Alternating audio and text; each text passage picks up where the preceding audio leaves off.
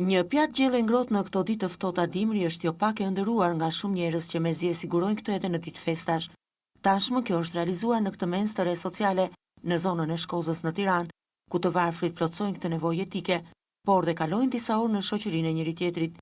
Menca e re sociale në Shkozë është e treta e këtij lloji e hapur nga Bashkia e Tiranës.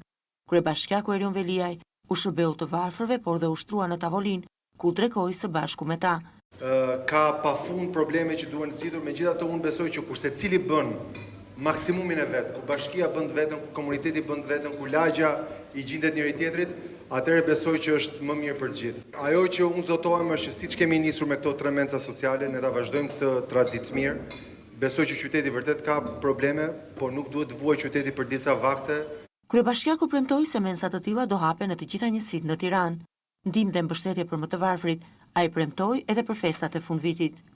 Edhe për këtë vit që është fundi i vitit, ne do organizojmë disa aktivitete edhe për vitin e ri, që të sigurohemi që kush është nevojtar të ketë mundësi gjithashtu të gëzojë për fundvit, edhe të gjendemi njëri tjetrit ashtu siç na ka hije.